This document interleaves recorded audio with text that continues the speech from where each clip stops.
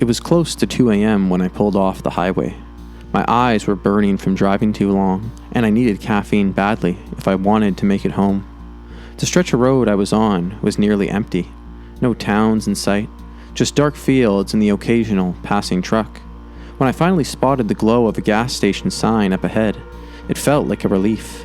The place looked worn down. The neon letters of the sign were missing a few bulbs, and the parking lot only had one other car, an old, beat-up sedan with no one inside. I parked near the entrance, got out, and felt that weird heaviness you sometimes get at night when everything feels just a little too quiet. When I pushed open the door, a little bell jingled overhead, but the sound felt swallowed by the silence inside. The fluorescent lights hummed weakly, flickering in a couple of spots. I took a few steps in and called out a soft, "Hello?" No answer. The first thing I noticed was the register, sitting wide open, a drawer full of cash just exposed like someone had left in a hurry. Next to it, on the counter, was a sandwich on a paper plate, half eaten, with a crumpled napkin and an open bottle of soda. It looked fresh. That uneasy feeling started creeping into my chest. I walked further in, glancing down the aisles, expecting to see the clerk restocking shelves or maybe in the back, but every aisle was empty. I called out again, louder this time. "Hey, anyone here?" Still nothing. I stepped in behind the counter. The sandwich had a bite taken out of it, like someone had just been mid-lunch. A little smear of mustard still glistened on the bread. And then, I saw the door in the back, propped open a few inches, the night air seeping through. It was swinging slightly, like it hadn't been closed properly. My stomach tightened. I leaned in closer to listen. Beyond that door was pitch darkness, just a gravel lot, dumpsters, and the tree line behind the station.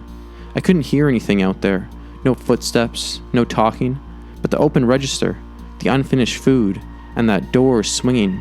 It felt wrong. I thought maybe the place had been robbed, but if that were the case, why leave the money behind? And if the clerk had run outside, why hadn't they come back? I debated leaving right then, but something about the whole scene had me frozen in place, like I was waiting for someone to step out of the shadows and explain it. I reached behind the counter and grabbed the phone. Dead line. Not even a dial tone. But that's when I heard it. From the back beyond that door came the faint sound of gravel crunching, slow, deliberate steps, like someone walking, but trying not to make noise. Every hair on my body stood up. I quietly set the phone back down, my heartbeat thudding so hard I could hear it in my ears. The crunching stopped. For a moment, it was pure silence again. I didn't wait to find out what would happen next. I backed away from the counter, moved quickly to the door, and stepped outside to my car. I didn't even bother pumping gas or grabbing a drink. The whole time I was fumbling with my keys. I had the sickening feeling that if I looked up, I'd see someone standing in that back doorway, watching me. I finally got inside, locked the doors, and pulled out of the lot. As my headlights swept past the back of the building, I glanced in the rearview mirror. For a split second, I thought I saw a movement, something shifting near the dumpsters, just out of the beam of my lights. I didn't slow down. I drove straight back to the highway, hands shaking on the wheel. The next day, I tried to look up that gas station online, thinking maybe there'd be news about a robbery or a missing person. But when I searched, I couldn't even find a listing for it. No name, no address, nothing. It was like the place didn't officially exist. And I still think about that half-eaten sandwich, just sitting there, waiting for someone who never came back. It was just after midnight when I pulled into that gas station off Highway 14. The place looked half abandoned. Only 2 of the pumps had working lights, and the sign above the store buzzed faintly, the letters missing so badly that it just read, "Mart." I've been driving for hours, trying to make it home after visiting family at a state. My eyelids felt like sandpaper, so I decided to grab a coffee and hit the restroom before pushing on. Inside, the place was quiet. A thin, older man sat behind the counter, half asleep in his chair, a little radio crackling some late-night talk show. The air smelled faintly of mop water and stale snacks. I headed straight for the bathroom at the back. The door creaked when I pushed it open. The bathroom was exactly what you'd expect from a roadside gas station. dim yellow light, cracked tiles, the sink dripping steadily into a rust-stained. The air was humid and sour, the kind of smell that clings to your clothes. I splashed some water on my face, trying to wake myself up. When I leaned forward and looked into the mirror above the sink, I froze, because in the reflection, standing in the corner behind me, was a man. He wore a mask. Not a Halloween mask, not something silly. This was a plain, white, expressionless mask, the kind you might see in a play or a cheap costume shop. No details, no smile, just two hollow black eye holes. He was perfectly still, just watching me. My stomach flipped and I spun around. The bathroom was empty. The corner was bare, just a mop bucket and a broken hand dryer. I whipped back to the mirror. Nothing, just me now, pale and sweating. I didn't stick around. I yanked open the door and practically walked out. The clerk glanced up lazily, not even noticing how shaken I looked. I muttered something about the bathroom being weird and paid for my coffee. By the time I got back to my car, I'd convinced myself I was just exhausted. Maybe I'd imagined him. Maybe it was one of those tricks of the eyes where you're too tired to think straight. That had to be it. I got back on the highway, sipping the coffee, trying to settle my nerves. The road was almost empty. Just a few truckers here and there. Nothing but darkness on either side of the beams of my headlights. About 20 minutes later, I saw headlights in my rearview mirror. A car had pulled onto the highway behind me, keeping pace. At first, I didn't think much of it. Just another late-night driver. But after a while, I noticed the car wasn't passing me, wasn't falling back either, just following. It stayed there for miles. Finally, curiosity got the better of me. I glanced in the mirror, trying to get a better look at the driver, and my blood went cold. Behind the wheel, illuminated faintly by his dashboard lights, was the same white mask, expressionless, hollow eyes fixed directly ahead, on me. I stared too long. My car drifted over the line, and I had to jerk the wheel back. My pulse was hammering in my throat. I tried to tell myself it wasn't possible, that it was just someone wearing a mask as some kind of sick joke. But deep down, I knew. It was the same man I'd seen in that bathroom mirror. I pressed down on the accelerator, speeding up. The car behind me sped up too.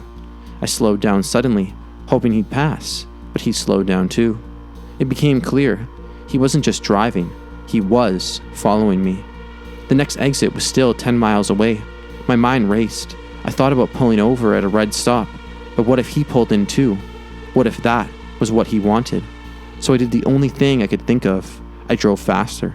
My car rattled as the speedometer climbed past 90, headlights whipping by the empty fields. The mask stayed in my rear view, steady, never swerving. Finally, lights appeared ahead. A cluster of buildings, the glow of another gas station. This one, busier, trucks lined up outside. I shot down the exit ramp and into the lot, pulling right up near the front doors. The masked man's car slowed down at the top of the ramp, then paused. He didn't follow me into the station. He just sat there, idling on the side of the road, headlights pointed straight at me. For what felt like an eternity, he stayed like that, watching. Then without warning, he drove off. The taillights disappeared into the night. I waited inside that gas station for nearly an hour, pretending to browse snacks, too shaken to get back on the road. When I finally did, I checked my mirrors constantly, every pair of headlights making my chest tighten. I never saw the mask again. But I'll never forget that hollow face staring back at me from the bathroom mirror, only to find it later, behind the wheel of the car that followed me through the night. It was one of those nights where the road felt endless. I'd been driving for hours, fighting the heavy pull of exhaustion, and the empty highway stretched ahead like it would never end. The clock on my dash read 1:37 a.m. when I saw the glow of a gas station sign flickering through the trees. Relief washed over me. I needed gas, but more than that, I needed a break. 5 minutes to stretch my legs, splash some water on my face, and remind myself I wasn't the only person left alive in the world. The place looked half dead as I rolled in. Only 2 pumps out of 6 had working lights. Overhead, buzzing and humming in that sickly yellow way old fluorescents do. The rest of the lot was drowned in darkness, the edges fading into thick shadow. The convenience store was lit up, but even that light looked tired, making the windows glow pale instead of inviting. I opened up to a pump under one of the working lights and put the car in park. That's when I saw it.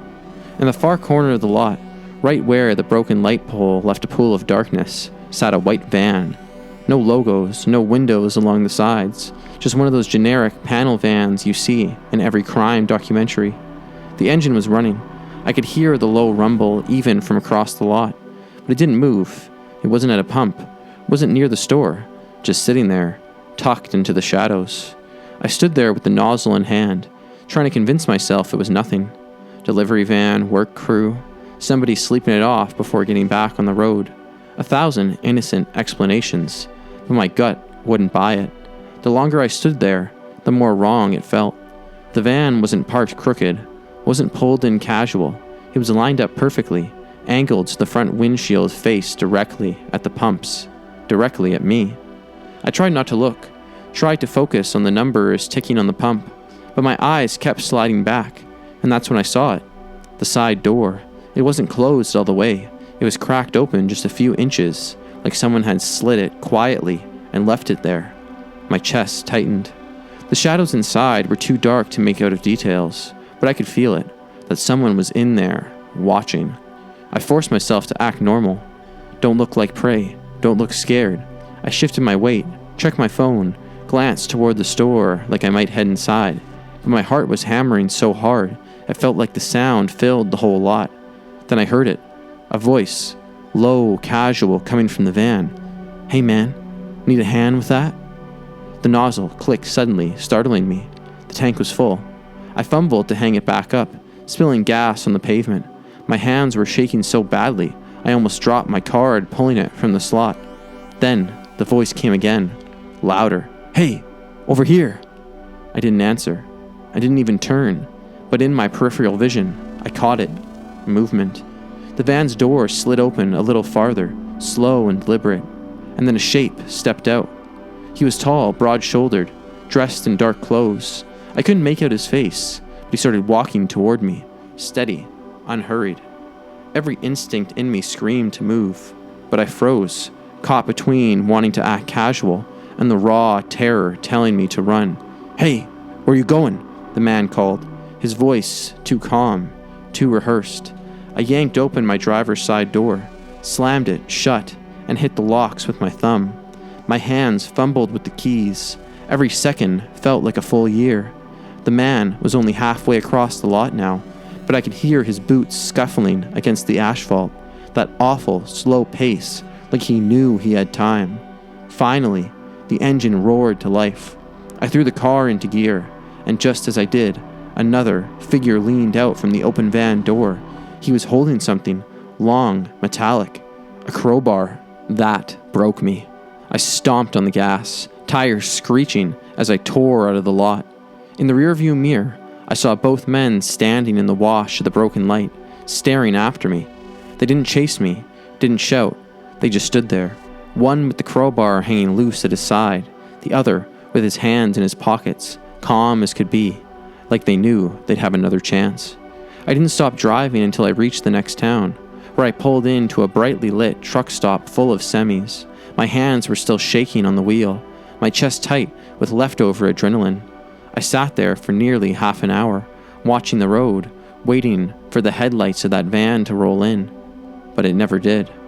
I know what I saw, and I know what was about to happen. That van wasn't parked there by accident. They weren't just hanging out. They were waiting and watching. If I'd been just a little slower, if I'd walked inside the store to grab a drink, if I'd let my guard down for even a minute, I'm almost certain I wouldn't have made it back to my car at all. Now, every time I stop for gas late at night, I don't just look at the pumps or the store. I scan the edges of the lot, the shadows, the places people park when they're not supposed to. Because I've learned something most people don't want to admit. Sometimes evil doesn't hide. It waits. I don't usually stop at sketchy gas stations, but sometimes on long, empty highways, you don't get a choice. That night, it was nearly 2 in the morning. I've been driving for hours, just trying to get home after visiting family. My phone had no service. The road had been pitch black for the last half hour, and and when the gas light came on, I knew I had to take the next station I saw, no matter what. Finally, a faded sign appeared. An old independent station just off the highway. The neon open sign in the store window flickered weakly, and only half the lot lights worked. The pavement was cracked, weeds pushing through, and there were no other cars in sight, except one parked near the dumpster. I pulled up to the pump under the brightest light, killed the engine and stepped out. The air was cold and still, so quiet I could hear the buzz of the lights overhead and the ticking of my cooling engine. I slid my card, grabbed the nozzle, and that's when something in the corner of my eye caught my attention. The glass on the pump had a reflection, warped and faint, but enough for me to notice movement. At first I thought it was just me shifting, or maybe shadows from the flickering light above, but as I squinted at the reflection, I realized it wasn't coming from me at all. It was coming from beneath my car. My stomach tightened. I bent down, trying to play it off like I was tying my shoe. That's when I saw it. A hand. Fingers, dirty, scraped, pale, clenched tight around the metal frame under my car. I froze. My lungs locked up, and for a few seconds, I couldn't even process what I was seeing. Someone was under there. Someone had been riding with me. I straightened slowly, my mind racing. My first thought was disbelief. How? How long had they been there? Had they grabbed on while I stopped at a light earlier? Had they been waiting at some rest area I didn't notice? Then the fear hit, flooding me all at once. They hadn't just climbed under my car for fun. They'd been waiting for me to stop, waiting for me to be vulnerable. I kept my face neutral, forcing myself not to look again. My heart was slamming against my ribs so hard it hurt, but I knew if I reacted, if I bolted, they might spring out right then and there, so I played it cool. I held the nozzle, pretending to watch the numbers climb. My hand shook so badly, I almost dropped it. Sweat prickled down my back despite the cold air. The smell of gasoline was suddenly sharp and overwhelming, making me feel lightheaded. Every second felt like an hour. I could hear the pump ticking, the faint drip of a leak somewhere near the island, the hum of the fluorescent light above, and beneath all of that, I swore I could hear the faintest shift of metal, the tiniest scrape of something moving under the car. The tank finally clicked full. I nearly jumped out of my skin at the sound. I forced myself to hang the nozzle back up, slid my card out. I moved as calmly as I could toward the driver's side. Every instinct screamed at me to run, but I didn't. I opened the door, slid in, and hit the locks immediately. Then I heard it, a dull metallic thud directly under my feet, followed by another scrape. He knew I knew. I jammed the keys into the ignition, turned it, and the engine roared. The vibration sent another thud from underneath, like someone shifting position against the frame. My pulse was so loud I could barely think. Should I call for help? Try to flag the clerk? But what if there was no time? What if the second I stepped back out, he slid out too? I didn't wait to find out. I slammed the car into drive and floored it out of the lot. The tires screeched. The car fishtailed for a split second, and then I was flying down the empty highway, pushing past 70, then 80. That's when I felt it. The car swayed strangely, like the weight underneath was shifting. I gripped the wheel so hard my knuckles ached, my eyes glued to the mirror, half expecting to see a face pressed to the glass of my back window. And then it happened. A shape tumbled into the road behind me. I caught it in the mirror for just a second, a body rolling, arms flailing, before vanishing into the dark. But not before I saw his face, pale, eyes wide and wild, and worst of all, smiling. That grin burned into my brain, not fear, not anger, a grin like he was enjoying it, like it was all a game. I didn't slow down. I drove another 10 miles before I pulled into a brightly lit truck stop, crowded with semis. I parked directly under the lights, checked under my car, checked inside, checked the lot, but nothing. I called the police and told them everything. They sent a car out to the stretch of highway where it all happened, but they said they didn't find anyone. No body, no trace, nothing at all. For weeks I replayed it in my head, second by second, the reflection, the hand, the scrape under my feet, and that face, that awful grin disappearing into the dark. Now, no matter where I am, no matter how safe the town or how clean the station looks, I always check. I crouch down and look under the car before I drive, every time. Because once you've seen someone holding on under there, once you know how easy it is for someone to hide, you realize the road isn't as empty as it seems. Sometimes you're not alone in your own car. I was running low on gas sometime after midnight, the kind of dead hour when the interstate feels like it belongs to you alone.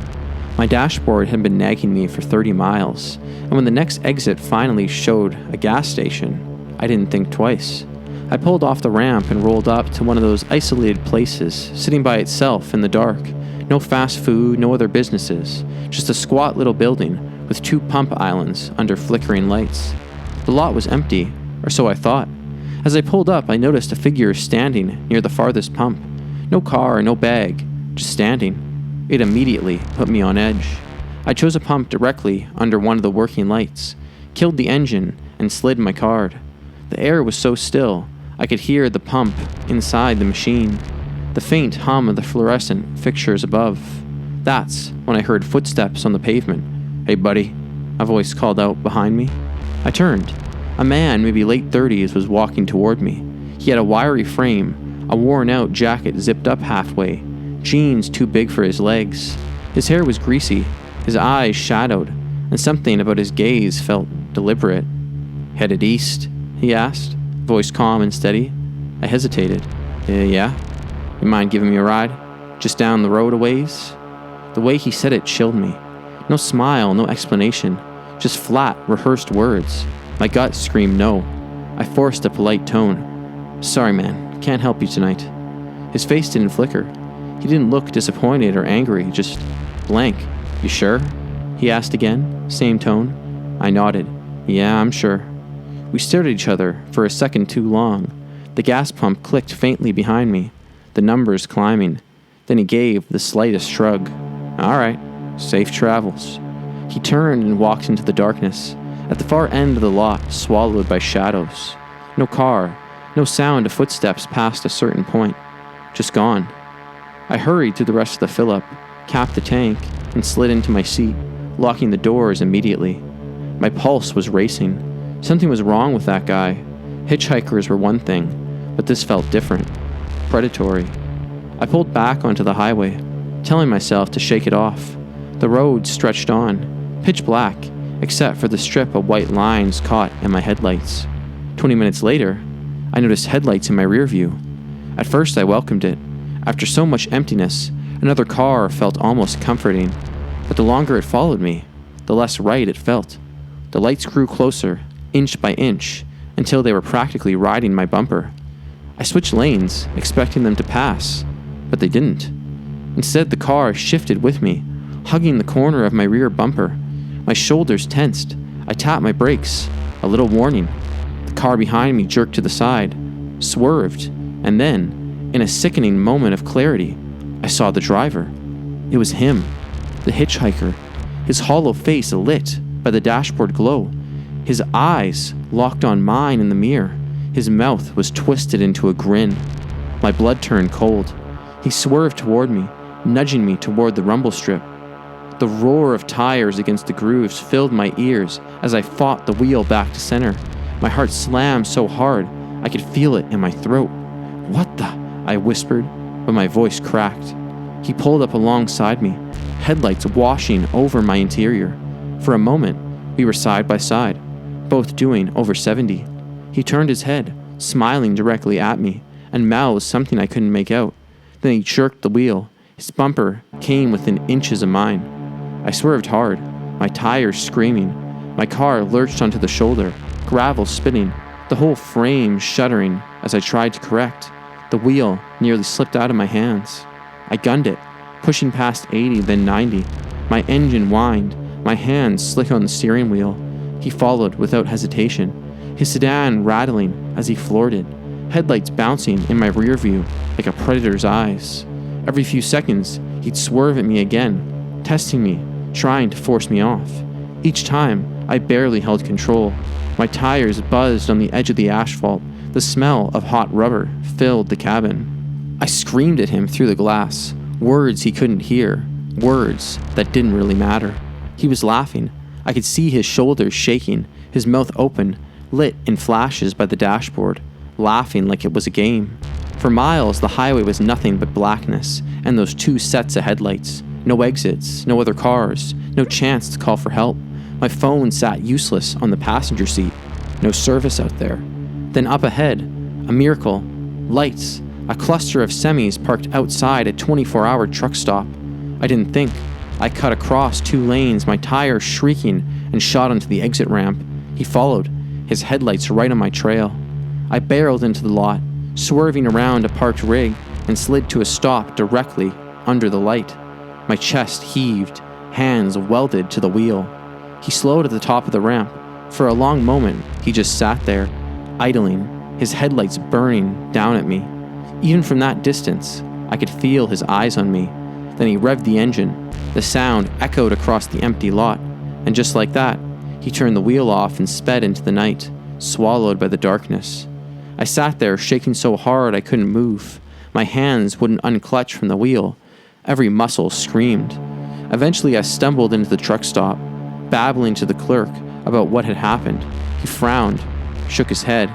We've had calls like that. Guy steals cars, waits for folks to stop at night, picks them off. You're lucky you didn't pull over for him. Lucky. That word stuck in my head, because I didn't feel lucky. I felt hunted. I still see his face sometimes, pale, hollow, grinning at me through that window, hands gripping the wheel like he was born to it. And now, whenever I stop at a lonely station and see someone standing near a pump with no car in sight, I don't fill up, I don't ask questions, I don't look twice, I just drive on. Because I learned the hard way, saying no isn't always the end of it. Sometimes the real danger starts after you drive away. I'd been on the road for hours, cutting across back highways to shave time off my drive home. By the time the fuel light blinked on, it was well past midnight, and I hadn't seen another car in at least half an hour. The exit I took led to one of those stations that looked like it had been forgotten by time. A squat little building with 2 islands of pumps, under buzzing lights, paint peeling from the trim, and nothing else around but flat fields swallowed in darkness. I pulled up under the canopy, killed the engine, and just sat for a second, listening to the tick of the cooling motor. The air outside looked heavy somehow, still and silent, with only the whine of the fluorescent bulbs overhead.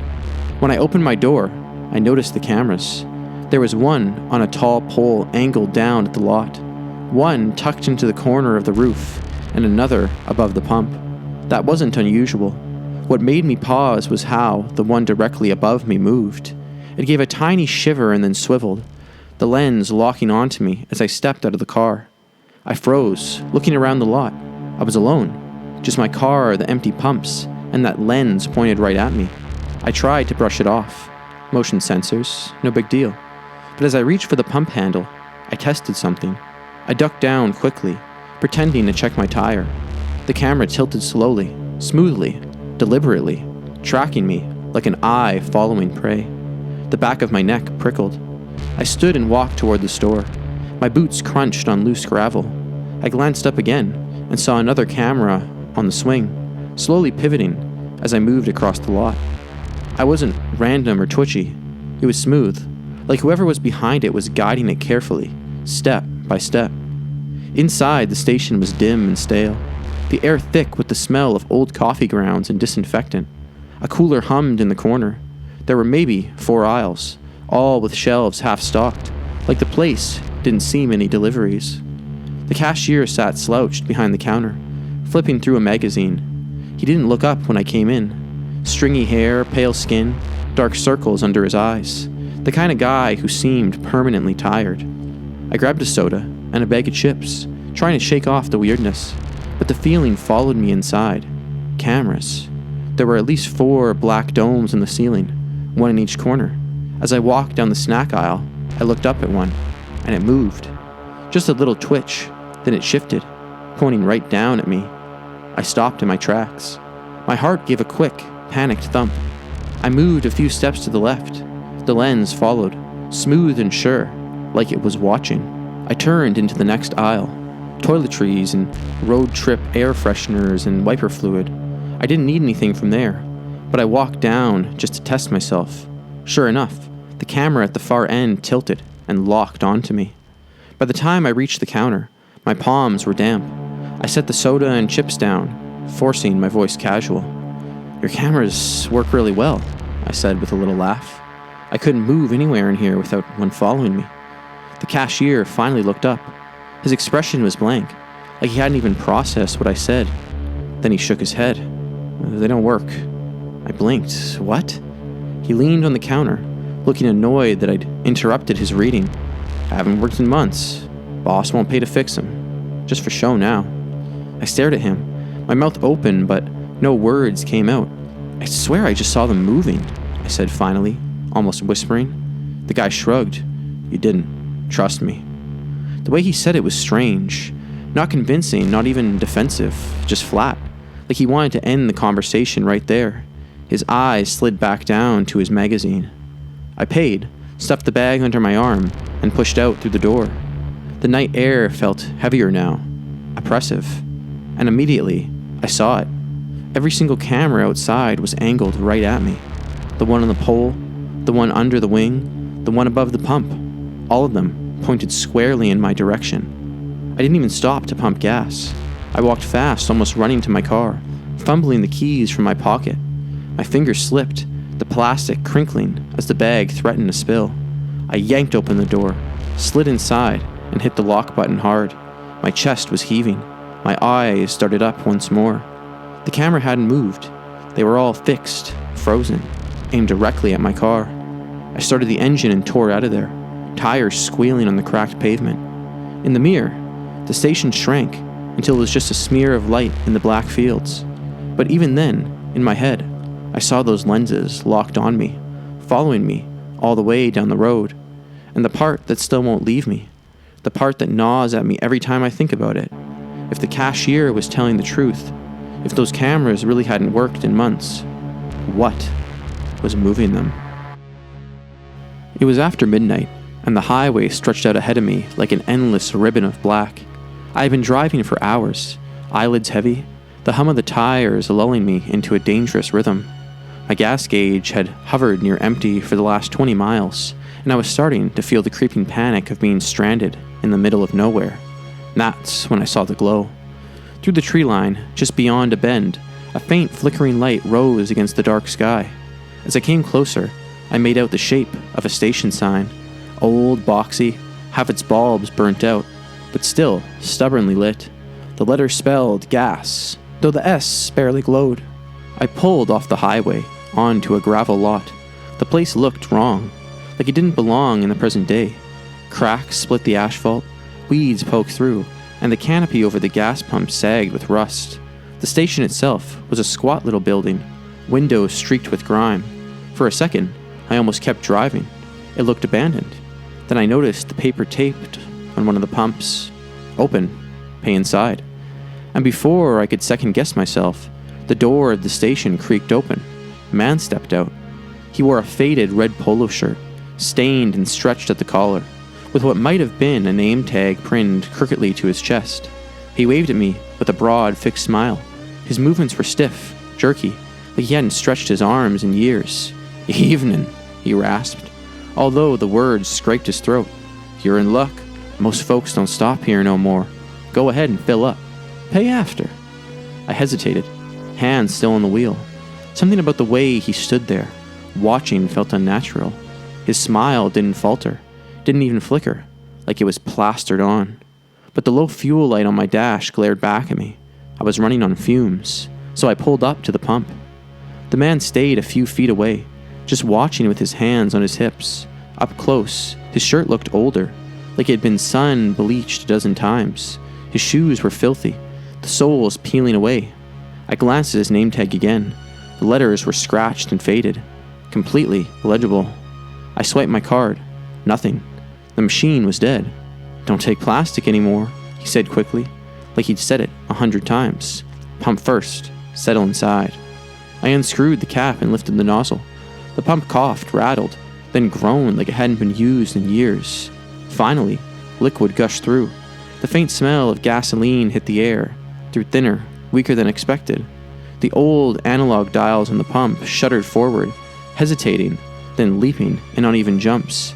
It made my stomach tighten. Still, I told myself, maybe it's just old equipment. Just pump and get out of here. When I finished, I replaced the nozzle and headed inside. The bell above the door gave a jingle, the sound hollow and tinny. The air inside was damp, like mold and old rags. Shelves lined the walls, but they were mostly empty. The few items left were sun-faded and dusty. Potato chips bags with logos I hadn't seen since the 90s, soda bottles with expired dates, candy bars hardened into bricks. A cooler hummed loudly in the corner, its glass smeared so badly I could barely see inside. The man shuffled behind the counter, already pulling out a receipt pad. Not a register, not a card reader, just a little notepad and a stub of pencil. He wrote something down with exaggerated care.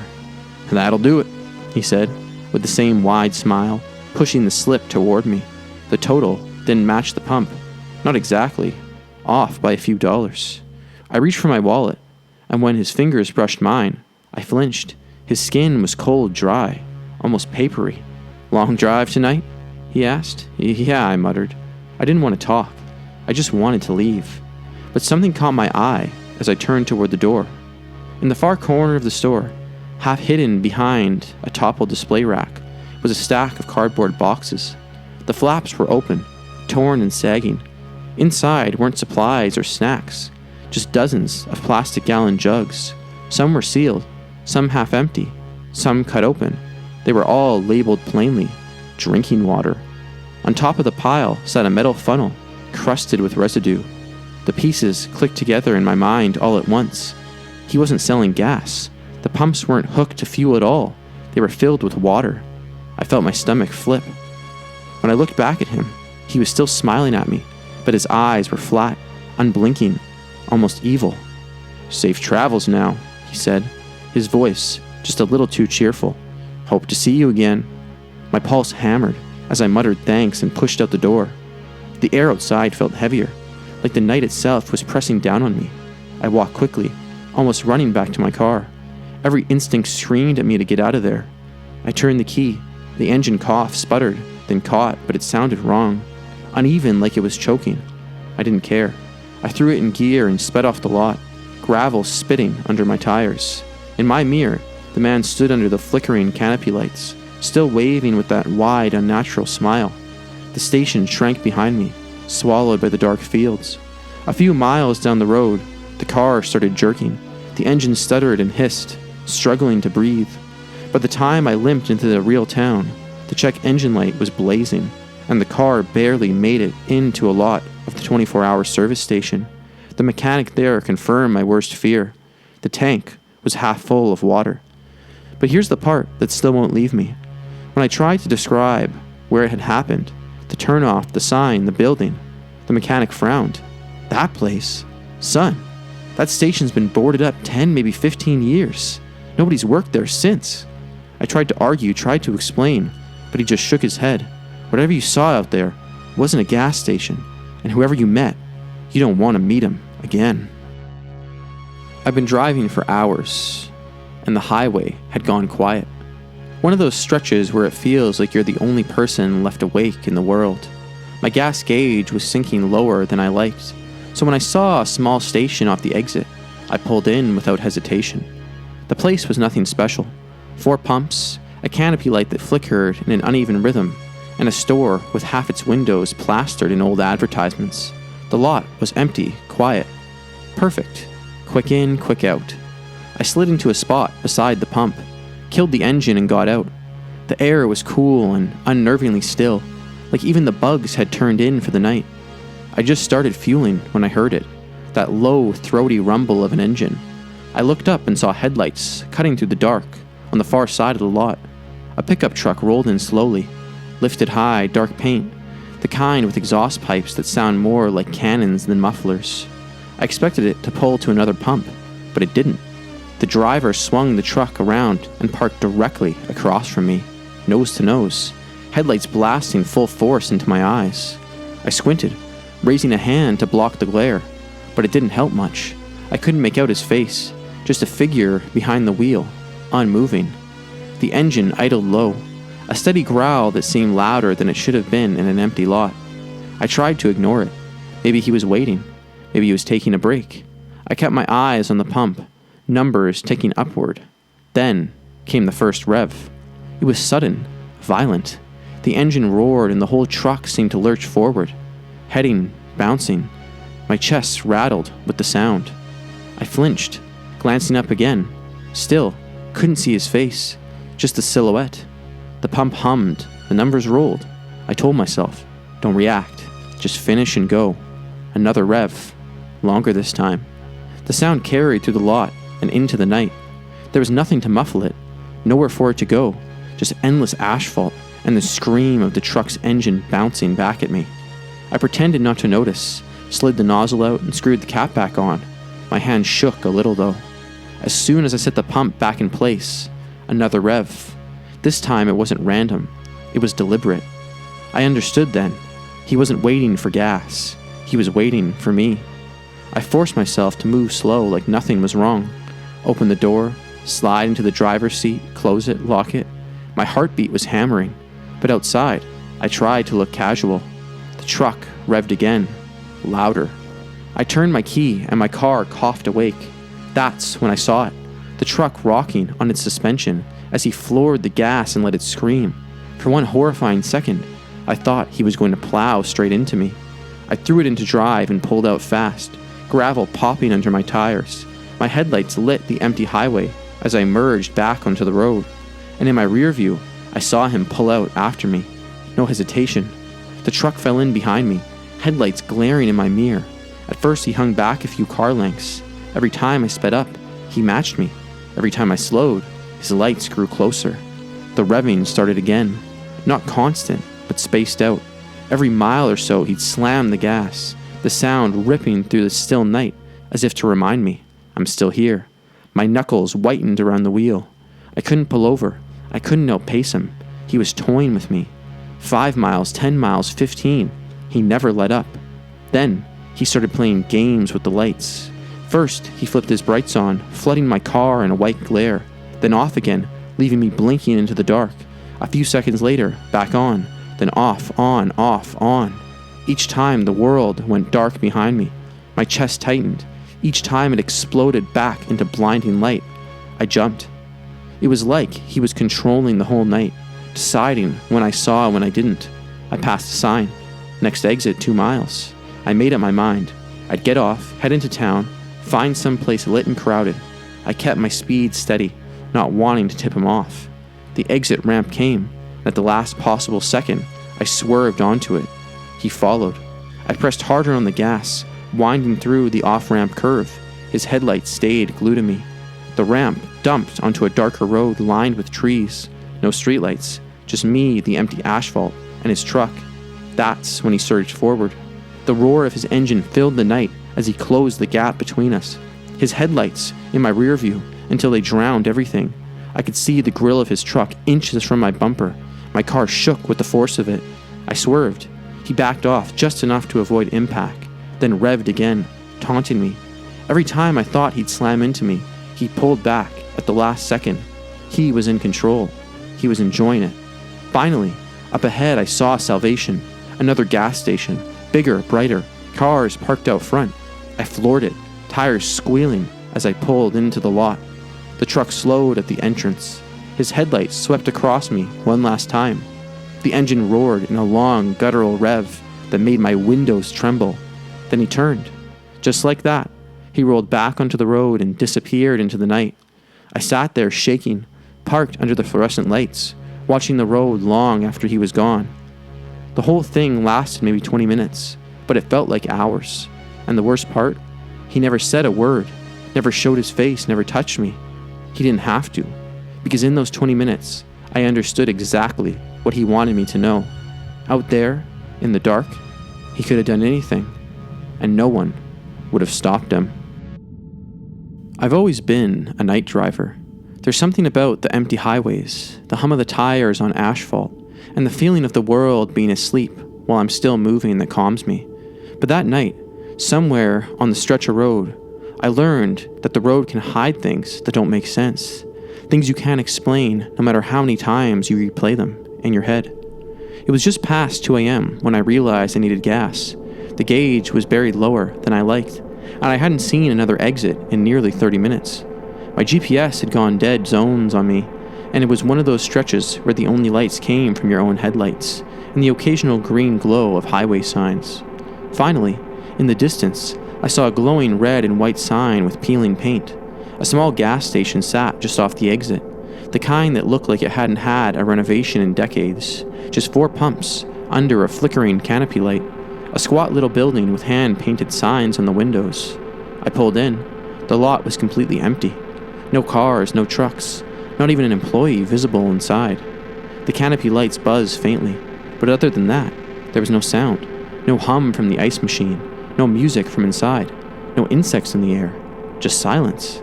I parked by the first pump, shut off the engine and stepped out. The air hit me strangely, damp and cool like it had just rained, but the pavement was bone dry. I swiped my card, but the pump gave me a blinking error. I sighed, glanced at the store and figured I'd go inside to prepay and grab a drink. The door opened with a creak, and the first thing I noticed was the smell, stale like dust and old coffee filters. The shelves were stocked, but everything looked wrong. Faded colors, brands I hadn't seen since I was a kid, potato chips with old logos, candy bars and wrappers that looked 20 years old, and there was no sound in there either, not even the faint sound of refrigerators. I picked up a bottle of water. The label was warped and crinkled, like it had been sitting on that shelf for ages. I told myself I was just being tired and paranoid. That's when I noticed the clock behind the counter. Big round plastic thing with bold red numbers. 2:08. Perfect, I muttered to myself. 5 minutes in and out. I'll be back on the road before 2:15. The counter was unattended. I called out a soft, "Hello?" My voice sounded weirdly swallowed up by the room, like the place absorbed sound instead of bouncing it back. No reply. I walked down a narrow hall towards the bathrooms. The hallway light flickered once as I passed under it. The bathroom itself was spotless. Too spotless. No graffiti, no paper towels overflowing, no stains, just a pristine sink, a mirror with no scratches, and a faint smell of bleach. I did my business, washed my hands, and stared at myself in the mirror for a moment. My eyes looked tired, bloodshot, but nothing unusual. When I stepped back into the store, I glanced at the clock again. Still 2:08. It hadn't moved. I felt a twinge of unease. Maybe the batteries were dead. Maybe I was just paying too much attention. I set the water on the counter, called out again. Nothing. After a few seconds, I gave up, put the water back, and walked toward the door. The instant I stepped outside, something was off. The air was colder, heavier, and the night felt different, like the world had shifted just slightly in my absence. I walked back to my car, slid into the driver's seat and started my engine. My dashboard clock lit up. 4:01 a.m. I blinked, rubbed my eyes, stared at it again.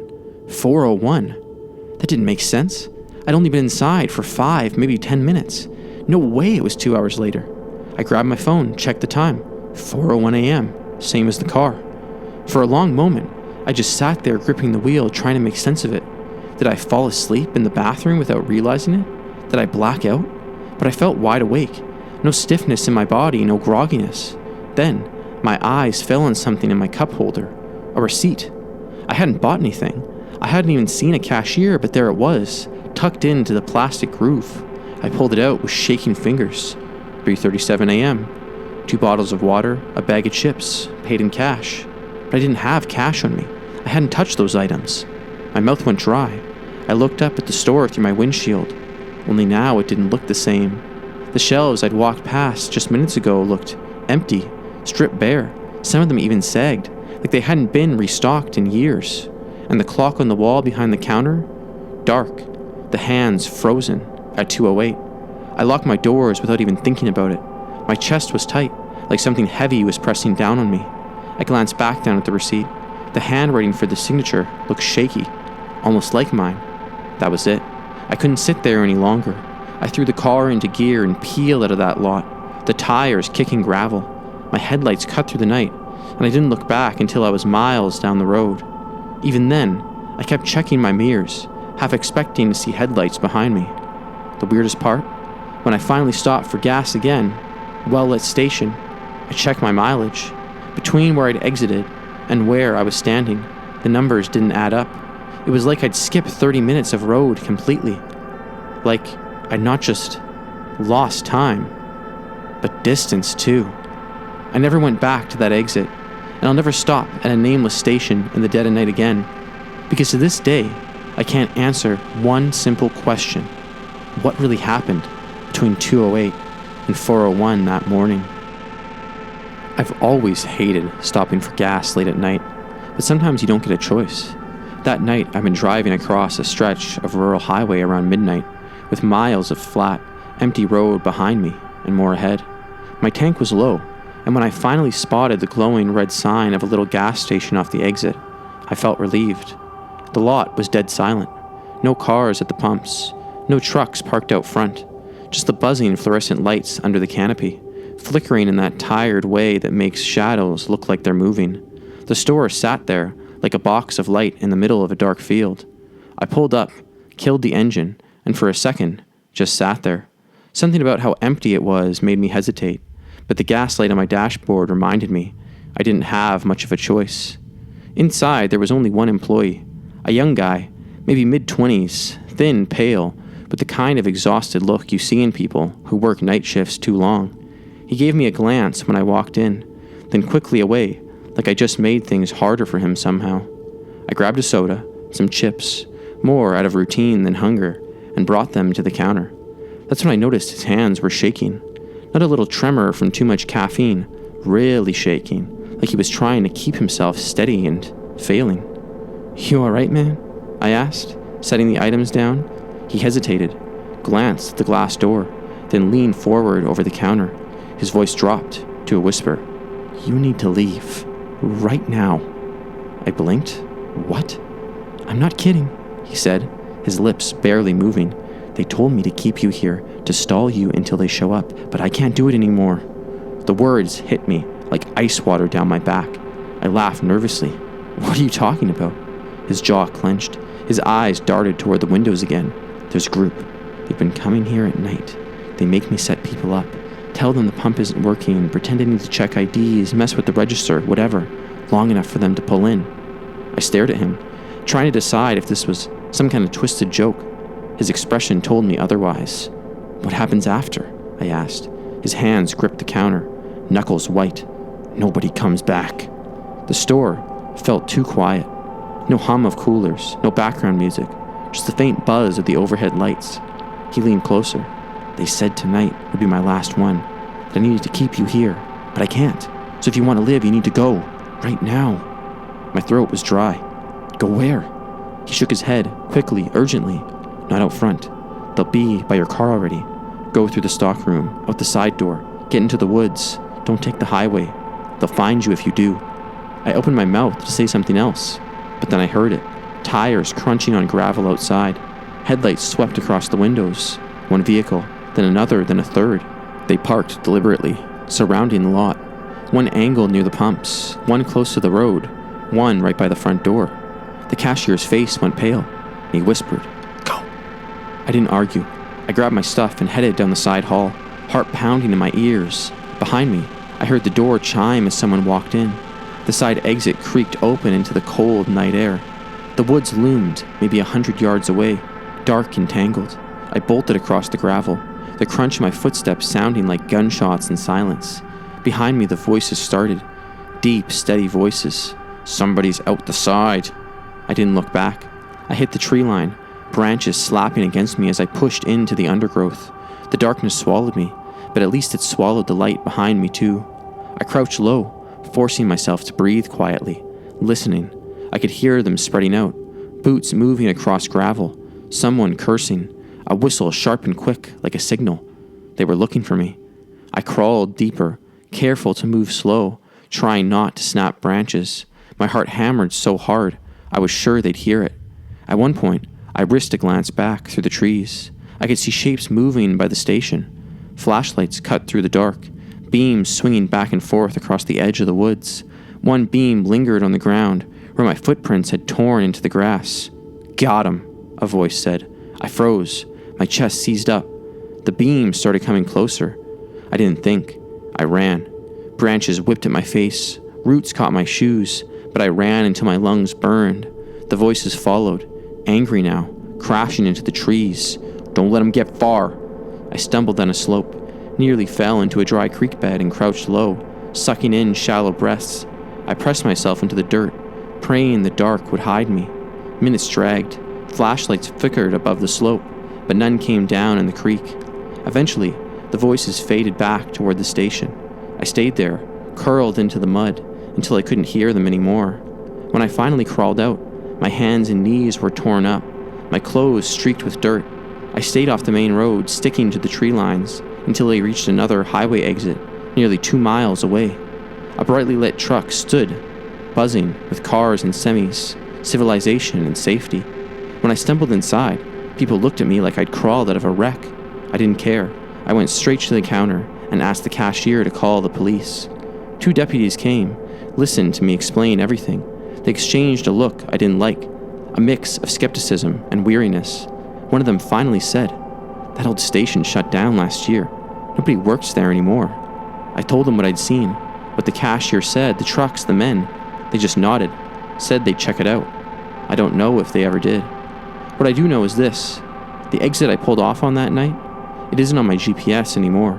I've checked over and over, like the place was never supposed to be there. But I still hear the cashier's voice, low and desperate, whispering to me across that counter. "They told me to keep you here, to stall you until they show up." And I wonder how many others weren't lucky enough to have been warned.